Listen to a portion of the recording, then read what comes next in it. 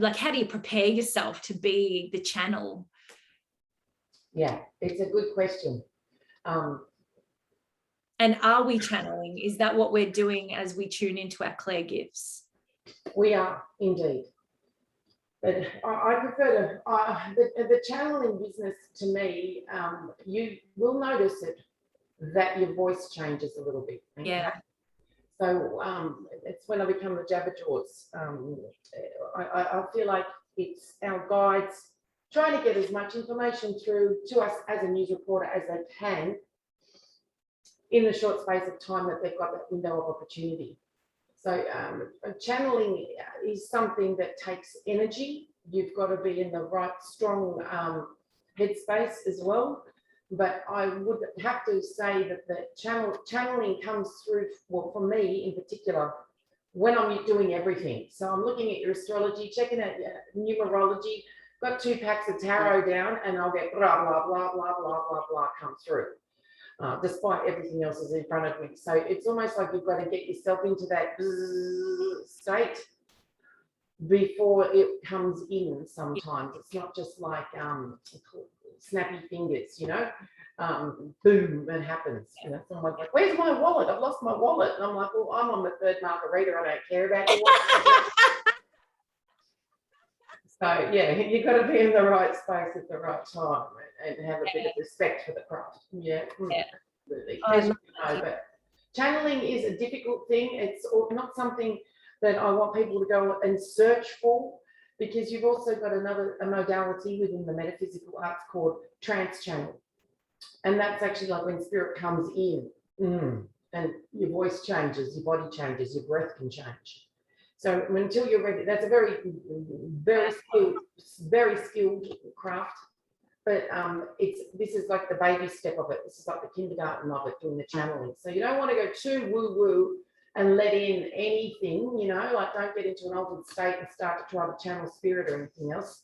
It's not like that. The message is supposed to be channeled through to you like a news reporter reading the news feed, that kind of thing. Yeah, is how I prefer to put it, because like I say, we're not always wearing our 3D glasses around town and seeing what's going on. So you must channeling is a big gift. And I would also say probably the water signs and Sagittarius or those who have got a heavy load of those signs in their chart are more conducive, the water, you know, for the information to flow through. Yeah. Some other people keep the wall up a little bit and they're not ready to be so fluid, if that makes sense. Yeah. As we're talking about that, I've got this little lizard dragon. He lives, or she lives, we call her Lizzie, but she lives around here. Anyway, she's come around to the window, and it just made me think about the tarot cards. Do you mind talking about them now? Yeah, not a problem at all. That's what got my hair up. I thought that was inevitable. Yeah, so you were ready. The tarot. I love the tarot. This isn't even all of them. I love them because they're all different. That you can have them all doing different things for you. So, for example, some of you may be familiar with my serious cards that live in here that are old and bashed up. I live with them. They were your mother's, weren't they? No, they're mine, these ones. Mum's are over here in the fancy bag. Oh, yeah. And I've also got my brother's cards here too. Brothers? He's passed. Yeah, my brother read as well. But, you know, still always brother and sister rivalry. I'm like, I don't like your Alistair Crowley pack. They're terrible. Man, you know, vanilla ice cream, chocolate ice cream. It never stops, even in a psychic family. So, yeah, I have got my mother's pack, which I will use on occasion, completely different energy, but again, a packet of Rider-Waite's, which is one of the more common ones. And then you've got the Thoth. You've got a lot of different varieties. I've got some stunning Italian ones here, as the tarot was sort of stolen by the Italians off the Egyptians back in the day. Wow. But also Michelangelo and so forth using them. But, you know, these big old Italian ones are magnificent. Love. But there's a lot of different ways. And you really have to find out what pack suits you. You know, like not everybody has giant paws like me and can handle a card this big. Yeah. Some girls, some of you ladies got little fingers and little hands, and you might enjoy using the Gypsy Witch Pack, which aren't so much tarot because they don't have the major arcana. They look like normal playing cards, but these really resonate with a lot of people as well. Like they're quite different to the tarot, but little witchy poo there. Yeah. So you have to discover, and also don't be afraid to get heaps of them. You know, like you might buy a pack and go, oh, I hate it, don't like it. And then you'll give it away to someone who loves it. And they're like stoked that you gave it to them. So I tend to, working professionally, I've got maybe 5 decks that I will work with, including the delightful new black and gold pack, which are very, very stunning and expensive. So yeah, just don't go too crazy on that website. But, you told me there was a couple of brands. Wow. Yeah, they're plush, huh? They're so stylish. Oh my God. But the other thing too that you can appreciate is I'm quite fond of this gentleman called Ciro Machekti. He's got some stunning packs of cards that are tarot. So that's 78 cards, right? You've got your 4 quartz houses, your north, south, east, west, wands, cups, swords and pentacles, plus your major arcana. So that's the difference between those and then his other pack of oracle cards. I prefer to use these oracle cards more as a one-off, you know, to get one point of information out of what we need to know for today type thing. They're magnificent cards, the artwork and so forth. Yeah. But because I like this particular gentleman and his cards, I won't use them for the public. I use them for myself because they can come across as a little bit spun out and unusual, and they're a smaller size, but you get used to who your favorite are. Continue to get drawn.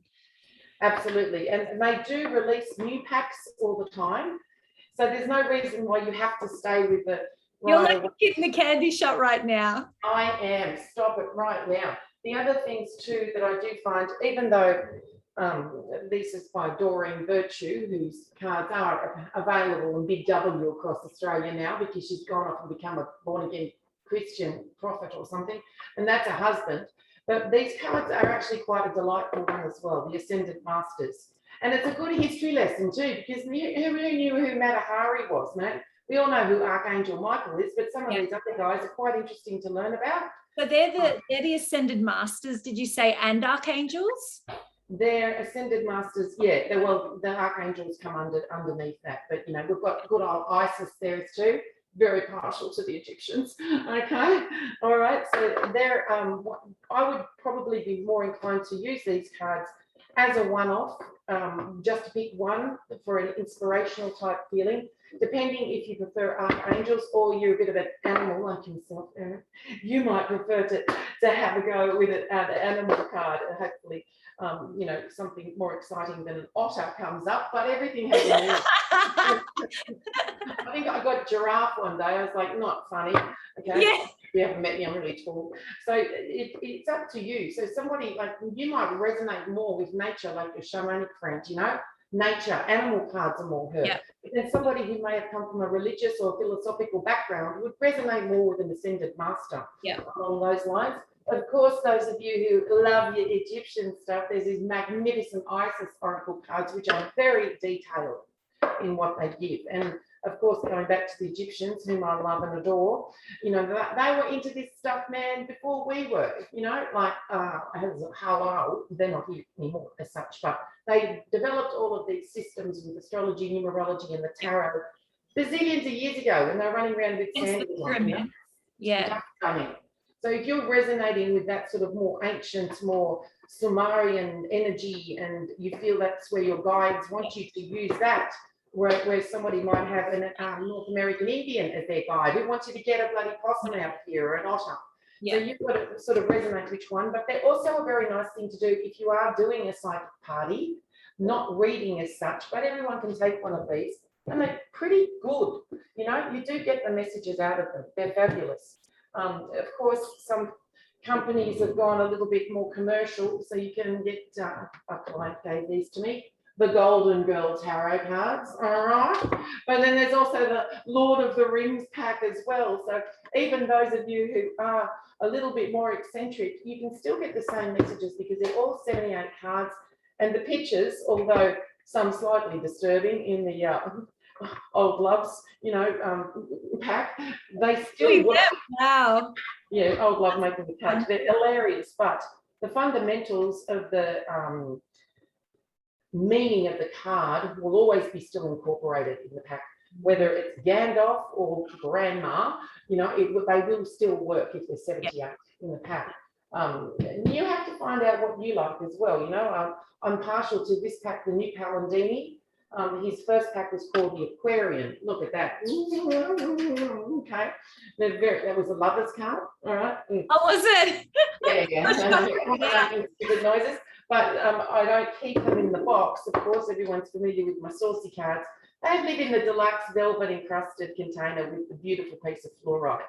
So, you don't have to, you can grab your cards and give them a home if you're working with them frequently. I do recommend that they all deserve their own sleeping environment, whether that be a stylish silver box, a wooden box, or a moon bag, where I've got the other pack as well. But I do prefer, if you're working with your cards, please protect them. Now, all of mine have got different sleeping, little boxes, and they all get a different crystal to look after them because the energy from each pack, they're just different. And it's like Neapolitan ice cream, strawberry, vanilla, and chocolate all in the same box. You get the same sort of answers, but with a different flavour to them. Does that make sense? Yeah. So how do you know which crystal to use to protect your cards? Or again, would it be more an intuitive? They sort of tell me, it's like, I've got a whole bazillion amount of crystals, and it's like, oh, that one feels like it should be sleeping with that pack. And I just choose them. But I also do, I've got a box over here. It's like an Egyptian sarcophagus. And I've got a pack in there that I'm just working on. They're my nemesis. So they're going to stay in there on the altar for a while until the energy's right for me to get my head around them, because it's like it's like me doing a doctorate in tarot. They include a lot more. So I've got them stashed all over the place in different boxes with crystals if they need a rest, or I'm not happy, they don't feel right for me at the moment. Some are better to work with in summer than winter. If it's humid, it can even get down to that. But you shouldn't be afraid to keep a pack for yourself as your personal pack. So this is my secret pack. If I ever read for myself and want to traumatize myself, I'll read with these. At other times, I've got my working pack. So I'll use mums for real estate. I'll use saucy cards, obviously, for the dirt. Yeah. And serious cards, it's like, bang, you got to have it. But some people prefer to work differently. I personally, before COVID, I was like this. I don't like people touching my working cards.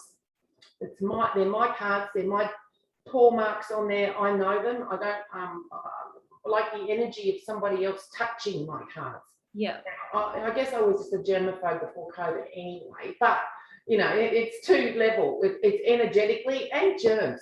So I would prefer, sure, you can have your fun packs where girls, you can all pick one out of the oracle cards and so forth, but for keeping your working pack in good working order, they're just for your paws, okay? That's what a magician would do. Your paws only. Of course, if you find it difficult to read in that manner, sure, let the client shuffle the cards and so forth, but I'd still be cleaning them regularly. Yeah. I can only recommend, you can do what you want, of course, but you understand that you're precious. You're precious. Oh my God, I've got all Lord of the Rings on you. So from that, I mean, there's so much information in that, but what I'm hearing is that, again, know yourself, know what you're drawn to, know what gives you the signs, and if it's tarot, if it's oracles, oracle cards, if it's ascended master cards, if it's archangel cards, if it's Archangel Gabriel, if it's totem cards, if it's Isis, if it's goddess cards, if it's butterfly cards, if it's cards. Go with that, and don't be afraid to explore with many, and maybe some are to be gifted away and maybe some are to be worked and they work better, like what I was hearing you with your mum's card. So maybe some work better with how's my love life, how's my real estate, where am I going to live, Yeah. what's my career going to do. So also start being aware of what signals and signs you're getting with each pack as well. So it's for me, this is just a whole game of presence. Oh, stop it. Lucky you're not here. You'd be like, wow, all over my goodies cabinet. But yeah, you have to find ones that resonate practically and visually as well, because these ones I actually find a little bit small because I've got the bigger hands, but they may be more appropriate for somebody else. Yes. And you do go through phases. I've often had packs in my cupboard for 10 years or 15 years, and then I bring them to life again. So they all go into their little pressure cooker to get programmed, and then when I'm ready, they can come out and play.